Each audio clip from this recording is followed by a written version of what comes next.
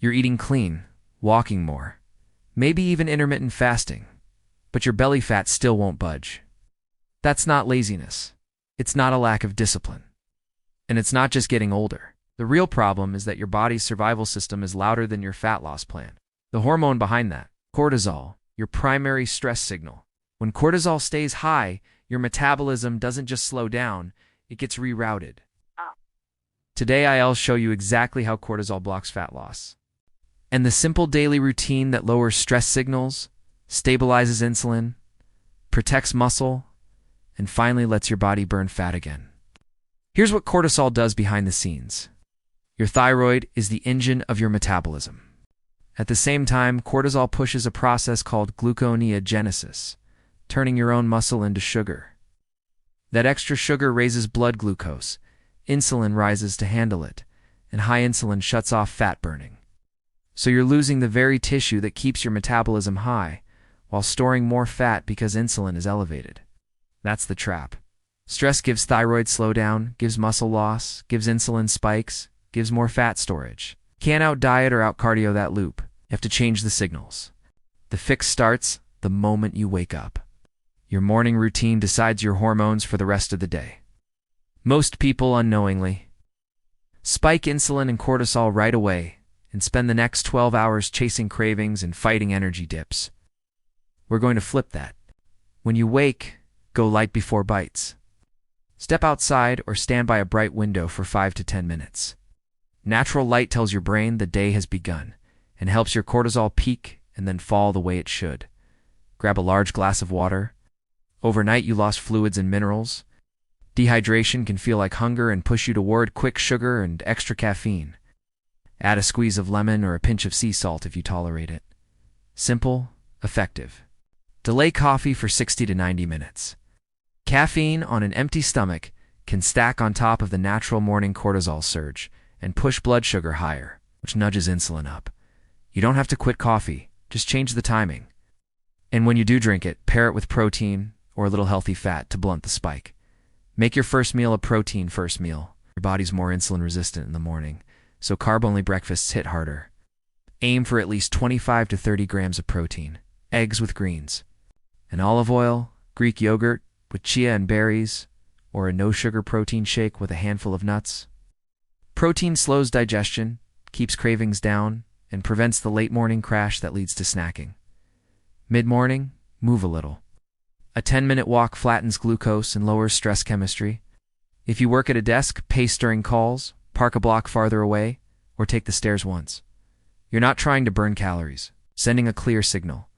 We use energy, we don't hoard it. At lunch, build the plate the same way. Protein first, fiber second, smart carbs third. Chicken thigh salad with olive oil dressing and potatoes. Salmon with rice and vegetables. Tofu with beans and a heap of stir-fried veggies if you're plant-based. Then walk 5 to 10 minutes. Post-meal walking is one of the simplest insulin hacks on earth. ULL feels steadier all afternoon because your blood sugar and insulin didn't T-spike and crash. Keep caffeine tied to food. The mid-afternoon coffee on an empty stomach is a common cortisol trigger.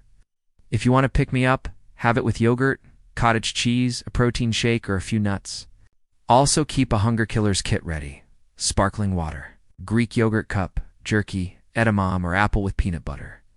Decision fatigue is a diet killer. Pre-deciding saves you every time. 2 to 4 times per week, add short strength sessions. You don't need marathon workouts. You need muscle signals. Do big, simple moves.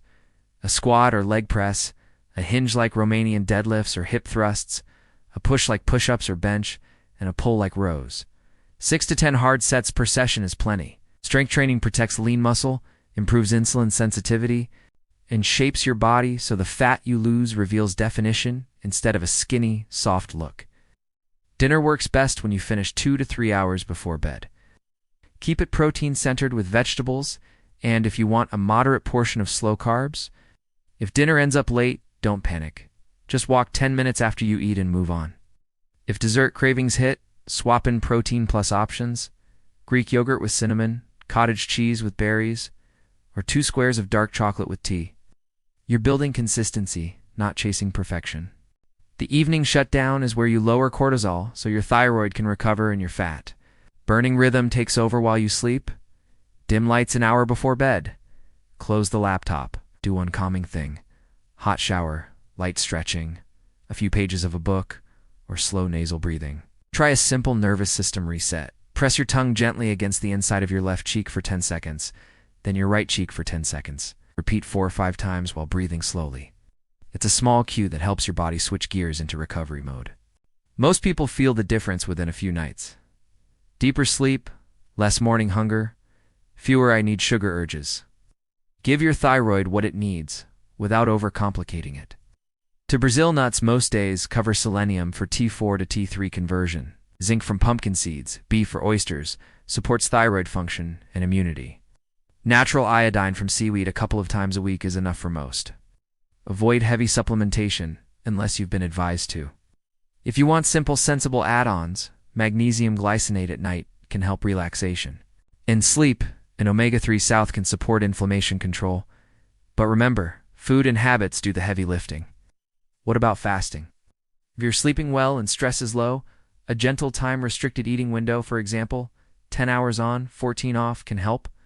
If you're wired at night, dragging in the morning, and living on caffeine, aggressive fasting will make you worse. Start with a calm 12-hour overnight fast and extend only when energy and sleep are steady.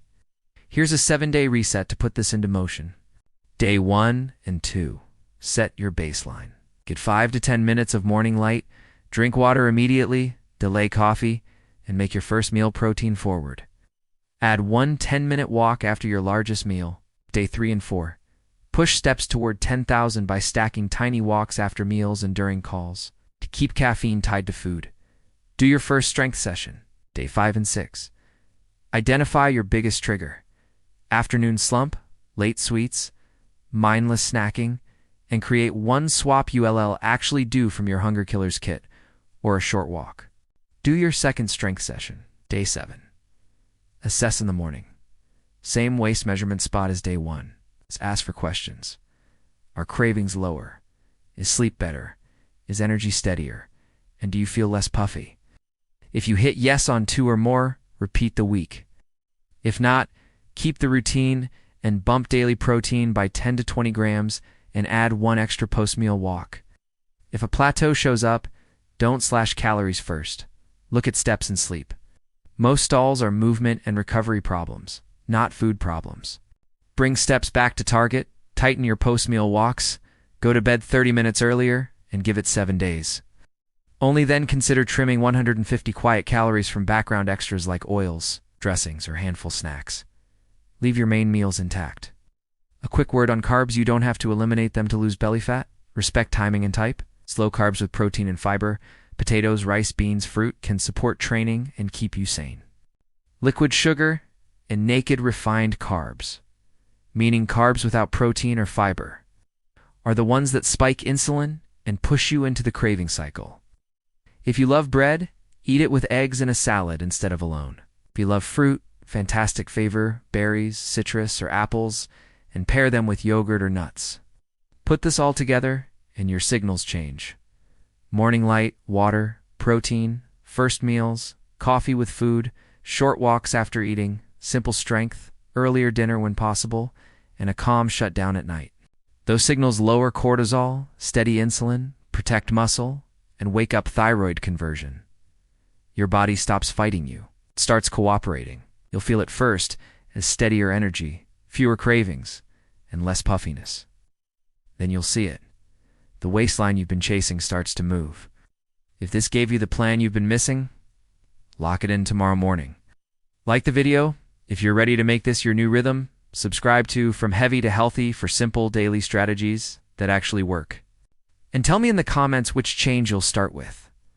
Delaying coffee protein first breakfast or 10-minute walks after meals. Then watch the follow-up I've linked next. The morning insulin routine that plugs directly into this plan, so you can accelerate results without burning out.